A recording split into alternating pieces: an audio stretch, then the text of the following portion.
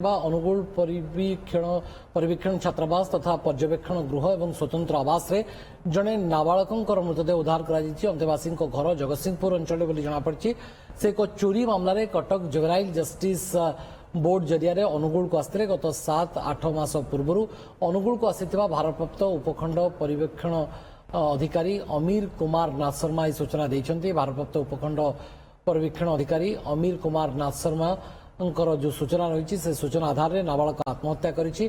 नाबालकों मानसिक समस्या था, जड़े डाक्तर अधीन चिकित्सा चलता तार मेडिसिन खावा सहित काउनसिलिंग चलुला, तेज नाबालक परिवार लोकों प्रतिक्रिया बाबद मिल पारना। बेकर बांधिकी सरकार रेलिंग रे लगे सुइसाइड कर कथा हूँ तार गोटे साइकेट्रिक प्रोब्लेम था आगुरी मेडिसिन भी खाऊला साइकेट्रिक डॉक्टर भी रेगुलर ट्रिटमेंट भी करती तार हठात अबनर्मालिटी डेभलप करते बोधे राति से गोटे आटेम्प्ट नहीं जाइए। संपर्क अधिक अपडेट देवाई आम सहित जोड़ी होती प्रतिनिधि विरजा दास। विरजा, ये पूरा घटना कौन था?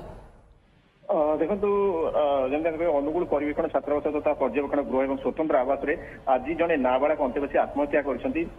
भोर समय पाखापाखि 4टा समय से बाथरूम रे जो रेलिंग अच्छी से गामुछा लगाई निज बेकर आत्महत्या कर जना पड़ा। ये घटना जना पड़ा से जो अच्छा आम जो भारप्राप्त उपखंड परिवहन अधिकारी और कर्मचारी मैंने तुरंत अनुगुल जिला मुख्य चिकित्सा भर्ती करते डाक्तर से मृत घोषणा करते।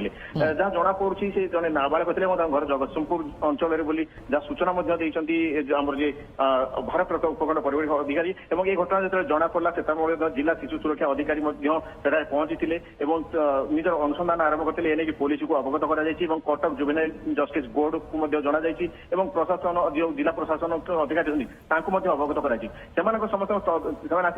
टीम आसी तदंत करेंगे। समस्त तदंत पर क्यों कारण क्यों परिस्थिति मृत्यु घटला आत्महत्या कर नाबालक स्पष्ट हो पार भारप्राप्त उपखंड परिवेक्षण अधिकारी सूचना देते। सूचना अनुसार से कहया कथा गत 7-8 मास पूर्व एक चोरी केस्रे से कटक जुवेनाइल बोर्ड जरिया अनुगुल को आसी साइकाट्रिक प्रोब्लेम था और जड़े डाक्तर चिकित्सा करते मेडिसिन खाऊले विभिन्न समय काउनसिलिंग कर आउ गोटे सूचना था परिवार सहित प्रायत जोगाजोग संपर्क रखु नथिले से नाबालक आत्महत्या कर परिवार को जोगाजोग करने उद्यम आरंभ कर बर्तमान सुधा संभव हो पारि ना भारप्राप्त उपखंड परिवेक्षण अधिकारी सूचना देते।